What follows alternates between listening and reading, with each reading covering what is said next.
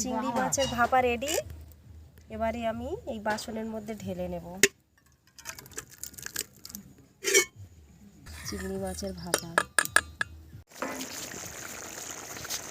তরকারি কমপ্লিট, দিয়ে দিলাম ধনে পাতা। নমস্কার বন্ধুরা, আজকের আমি আপনাদের সামনে চলে এসেছি নতুন কিছু রেসিপি নিয়ে। তো বাজার থেকে এই মাছটা কিনে নিয়ে এসছে, আমি কখনো খাইনি এই মাছটা। এই যে মাথাটা কেমন চাপা মতো, একদম চ্যাপটা মাথা। এই যে মাছটার নাম নাকি ছেঁচা বেলে, জানি না এটা মানে কি, এর কিছু নাম হয়তো আরও আছে। এই আঞ্চলিক ভাষায় এটাকে ছেঁচা বেলে বলে। মাছটা খুব নাকি সুন্দর খেতে, জানি না আমি কত সুন্দর খেতে হবে। আজকের আমি খেয়ে দেখবো, আমি তো কখনো খাইনি। তো এই মাছটা আজকের আমি বানাবো ঝাল, আর এই চিংড়ি মাছটাকে বানাবো ভাপা। তো আজকের আমি বানাতে চলেছি মাছের ঝাল আর চিংড়ি মাছের ভাপা। মাছগুলোকে কেটে ধুয়ে পরিষ্কার করে নেব, নিয়ে এটা পরে কাটবো। আমি চিংড়িটাকে পরিষ্কার করে চিংড়িগুলোকে আমি কেটে নিই। আমি চিংড়িগুলোকে ধুয়ে নিয়ে এসেছি, এবারে আমি চিংড়িগুলোকে পরিষ্কার করে কেটে নেব। আগে চিংড়িগুলোকে কিভাবে পরিষ্কার করব আপনারা দেখে নিন। চিংড়িটাকে এই পরিষ্কার করলাম, আর পেছন দিয়ে এইভাবে হালকা করে সরিয়ে এইভাবে নোংরাটাকে এই বের করে নিলাম। এই ছেঁচা বেলে আমি কেটে নেব। মাথাটা একদম চ্যাপটা, দেখতে দারুণ, এটাকেই কেটে দিই। খেতেও দারুণ, আচ্ছা খেতেও নাকি দারুণ মাছটা বলছে, দেখা যাক। এই মাছ কখনো খাইনি, কাটিনি তো, তাই জানিও না। আমি কোনো রকম এইভাবে কেটে দিচ্ছি। তবে যেগুলো বাদ দিয়ে দিচ্ছি তার মধ্যেও অনেক মাছও আছে, কী করে কাটবো বুঝতে পারছি না। এই মাছটা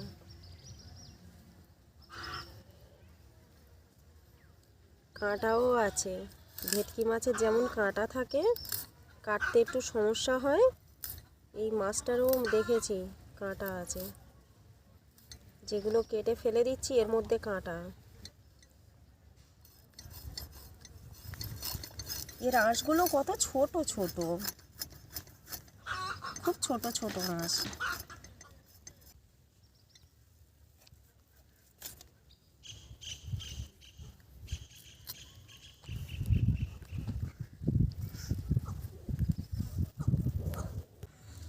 একটুখানি দারচিনি, দুটো লবঙ্গ আর দুটো এলাচ দিয়ে দিচ্ছি। এই চিংড়ি মাছটা প্রথমে দিয়ে দিলাম হাঁড়ির মধ্যে। এই যে হাঁড়ির মধ্যে দিয়ে দিয়েছি। এটাকে আমি ভাপা বানাবো, কিভাবে আপনারা দেখুন। তো এই সব কিছু আমি এর মধ্যে দিয়ে দিলাম। তারপরে দিয়ে দিচ্ছি আমি ওর ওপরে রসুন আর আদা পেস্ট।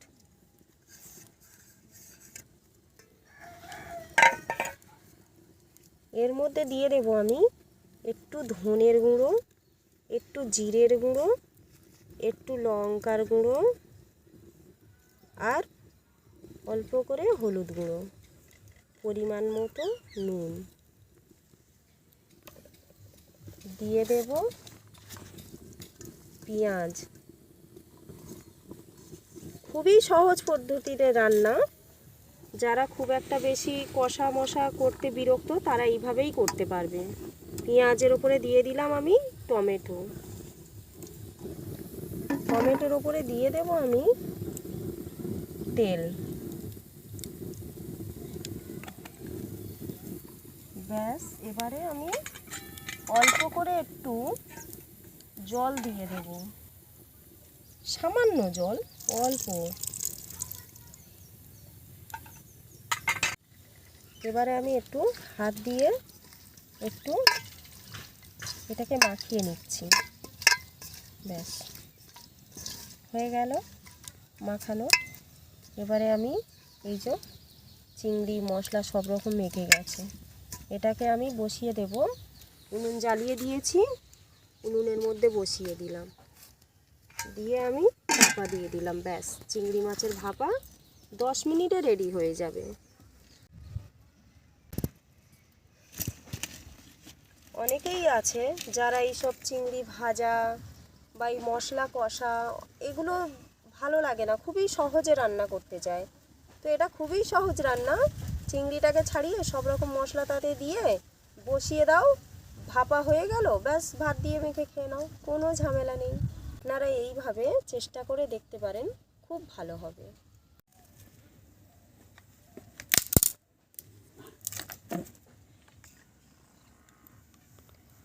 এখন ভাপাটা হতে থাক, আমি বাগান থেকে গিয়ে ধনেপাতা আর মেথি শাক তুলে আনবো।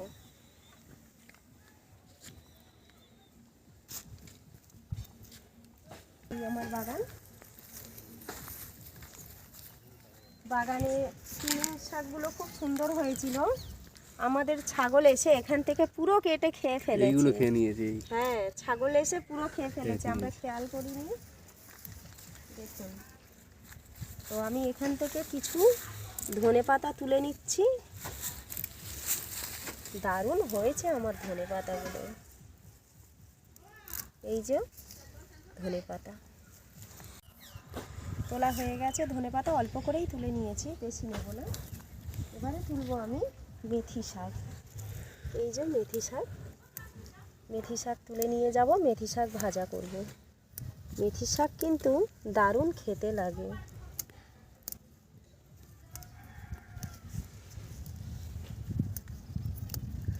এই রকম কত সুন্দর বাগান, তুলে তুলে খেতে কত ভালো লাগে।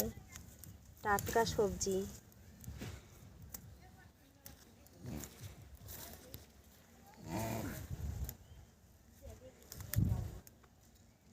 এসো তুলে দাও, মেথি শাক একটু তুলে দাও। তুমিও তুলে দাও, একটু তুলে দিলে তো একটু তাড়াতাড়ি হয়। না, মাথা কেটে দাও, একটু করে মাথা কেটে কেটে তুলে দাও।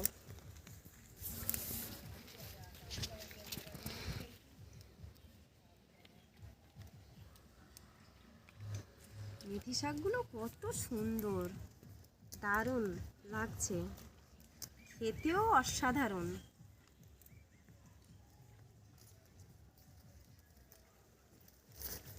কত সুন্দর মেথি শাক, বাহ, একদম সবুজ, একদম সবুজ।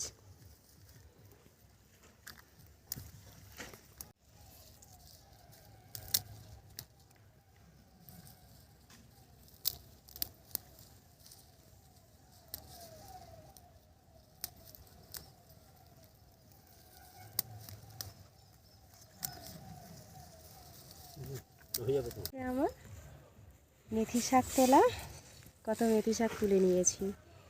আর তার সাথে আমি রান্না করছিলাম, কিছু পাত্র আনিনি রাখার জন্য। আর এইটা ধনেপাতা একটা পাত্রের মধ্যে রাখলে ভালো হতো, সেটা আনা হয়নি। যাই করে হোক, আমি এরকম করে তুলে নিয়েছি। ভীষণ মজা লাগছে তুলতে। আমার এই গাছগুলো দেখেছিস? দেখ, ডাঁটিটা দেখ শুধু কত মোটা। সর্ষে গাছ তো, দেখে মন শান্তি।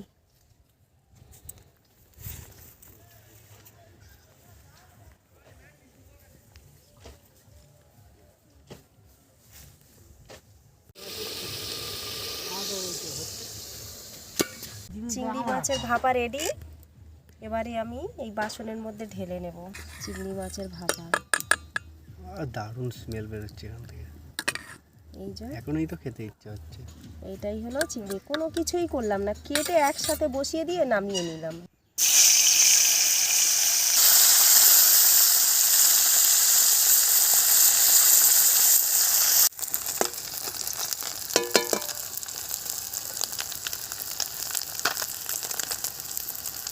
হয়ে গেছে, মাছটাকে এবার আমি তুলে নিচ্ছি।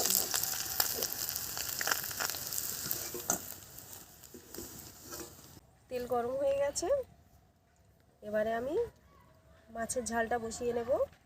ছেঁচা বেলের ঝাল। প্রথমে দিয়ে দিচ্ছি পেঁয়াজ।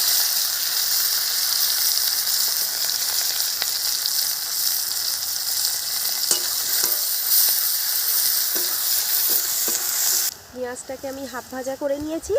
এরপরে দিয়ে দেব রসুন বাটা,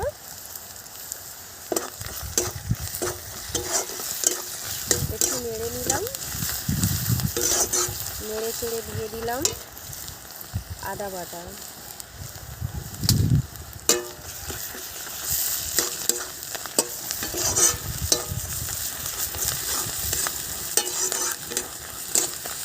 এবারে দিয়ে দিচ্ছি নুন, নুনের ওপরে দিয়ে দিলাম হলুদ, দিয়ে দিলাম গুঁড়ো লঙ্কা।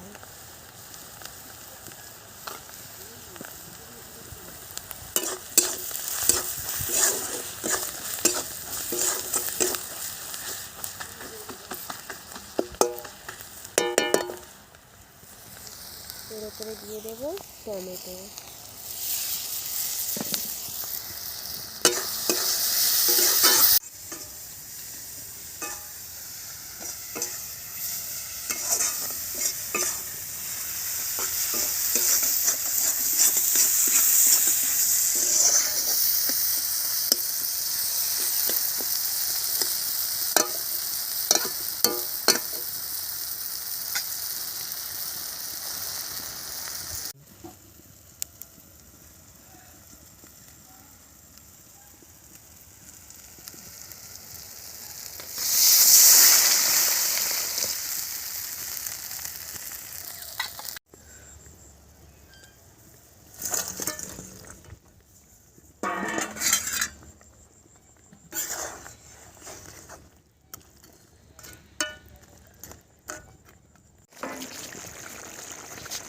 তরকারি কমপ্লিট, দিয়ে দিলাম ধনে পাতা।